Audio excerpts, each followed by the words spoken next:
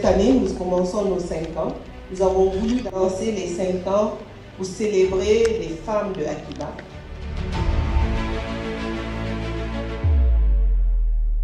On a invité des dames qui ont pu briser les codes, qui sont là où elles sont aujourd'hui dans la vie et qu'on aimerait entendre et qu'on voudrait qu'elles partagent leur expérience de vie, comment elles ont fait pour être là où elles sont aujourd'hui.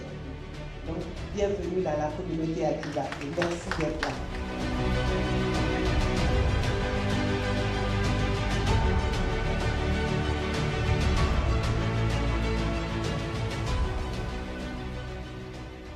Comment vous êtes arrivé à choisir cette émission? Les choix qu'on fait, quelquefois on pense que c'est un hasard.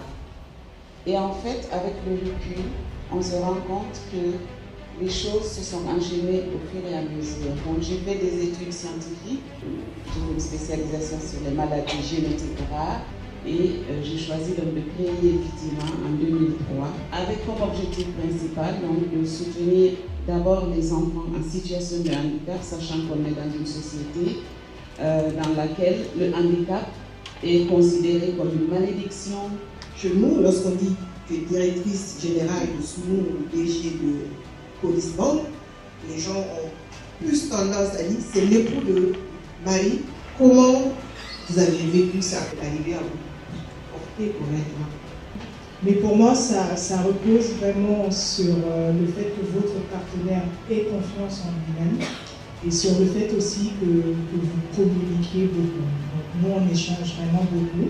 La place de femme avec mon mari, je la connais, je suis la femme, je ne me bats pas pour ça.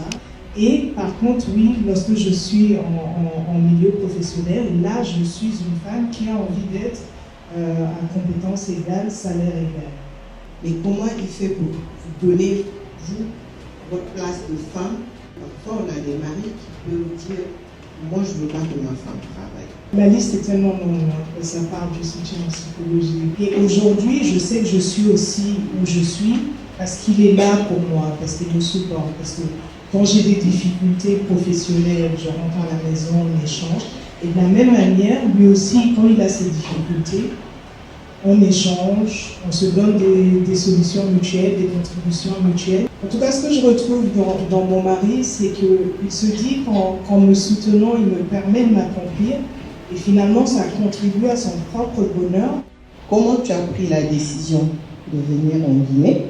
Et quels ont été les défis lorsque tu es arrivé en Guinée en termes d'intégration familiale, trouver du boulot, trouver ta place?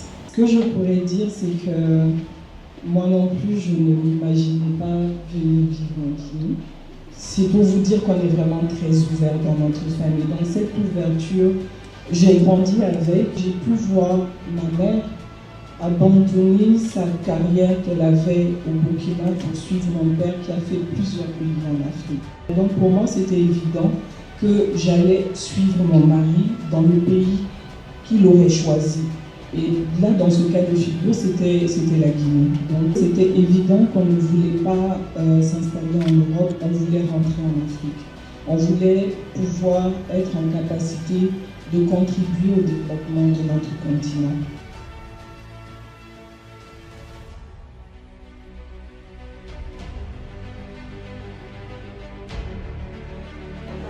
Lors de ces échanges, j'ai eu à écouter l'historique des panélistes qui m'ont beaucoup convaincu. Leur parcours, ça m'a beaucoup inspiré parce que à partir de maintenant, je sais que la femme a une place très très importante dans la société et il faut que nous les hommes, on arrive à les motiver, à les conseiller davantage et à beaucoup prodiguer des conseils durant leur parcours. Ce panel m'a permis d'apprendre plein de choses.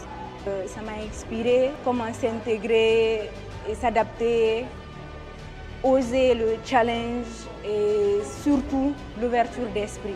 Toutes les panélistes m'ont parlé aujourd'hui. Elles ont toutes des parcours et elles sont inspirantes et motivantes aujourd'hui.